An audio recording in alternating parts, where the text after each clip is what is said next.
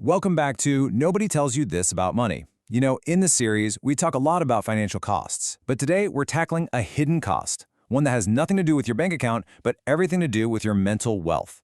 We're talking about the high price of overthinking conversations.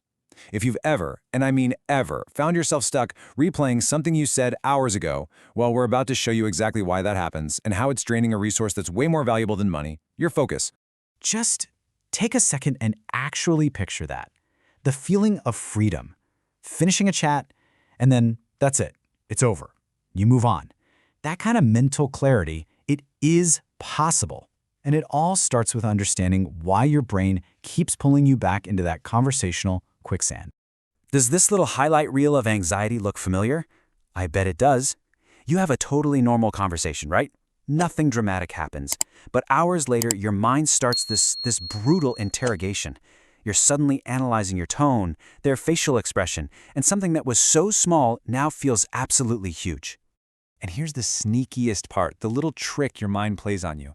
This whole mental review, it feels productive. It feels like you're learning something or, preparing for next time. But you're not actually moving forward. You're just running in place mentally. And getting that difference, really getting it, is the very first step to breaking free.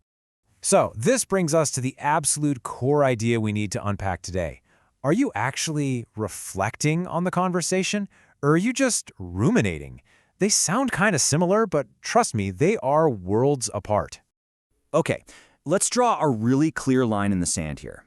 Reflection, that's a calm process. Its whole purpose is to learn. You find one little lesson and you move on. But rumination, that's a different beast entirely. It's fueled by anxiety. Its goal isn't learning at all. It's trying to find a sense of certainty that is literally impossible to get. So it just asks endless, looping questions and keeps you completely, totally stuck. So when you boil it all down, rumination is basically a defense mechanism.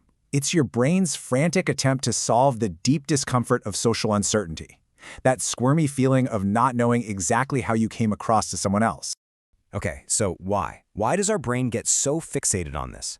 Well, it all comes down to this really deep primal need for social safety and the illusion that we can actually control how other people see us. So here's the flawed logic our brain is running. To our ancient wiring, social uncertainty feels like a threat. So your mind treats it like a critical problem that has to be solved right now. When the emotional stakes feel high, maybe it's with your boss or a new friend, your mind treats the conversation like this urgent puzzle. By replaying it over and over, we create this little illusion of control. It feels like we're protecting ourselves from being rejected in the future, but really, it's just a protection racket run by our own anxiety. And this, right here, is the trap. We think that because we're thinking so much, we must be on the path to some profound insight.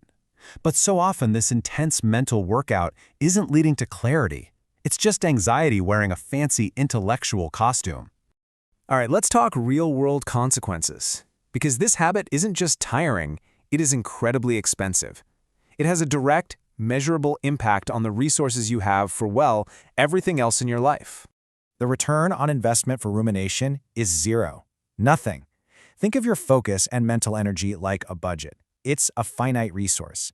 Every minute you spend replaying a conversation from yesterday is a minute you can't invest in your work today or your big goals for tomorrow. It is a massive hidden opportunity cost. I mean, just look at these numbers. This habit has very real costs. It steals your focus from the task right in front of you. It robs you of your presence with the people you love. And over time, it just slowly chips away at your confidence. And maybe worst of all, it kills your forward momentum, keeping you chained to the past.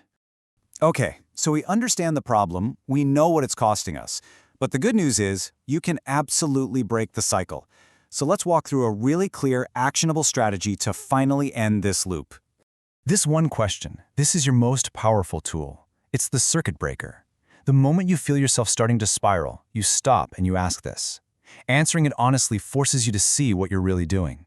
Are you looking for a practical lesson, or are you just chasing a feeling of certainty that you will never, ever find? So here it is, your new game plan. Super simple. Step 1, ask that critical question. Step 2, if there is a genuine lesson to be learned, just state it in one simple sentence. Okay, next time I'll try to be more direct. Boom, done. And step 3, and this is the big one, you have to consciously let the rest go. You have to remind yourself that most people are busy thinking about their own lives, not obsessing over your sentences. And please give yourself permission to be human. Seriously, healthy communication is not perfect communication. It is absolutely allowed to have awkward pauses or clumsy phrases. The moment you stop demanding conversational perfection from yourself is the moment you start to free yourself from all this constant self-scrutiny. So what actually happens when you finally break this habit? It's more than just finding peace of mind. You actually reclaim your most valuable asset, your energy. Let that one just sink in for a second. You do not have to live your life as if you are constantly on trial, with your own mind acting as both prosecutor and judge. You are allowed to have a normal, imperfect conversation and just let it be over. That shift creates peace. And that peace, that's power. And that brings us right back to the beginning, to the most important question of all. When you stop spending all this focus, all this mental capital on conversations that are already over, where are you going to reinvest it? In your career, your relationships, your financial future? Once you reclaim that energy, the possibilities, they're absolutely endless.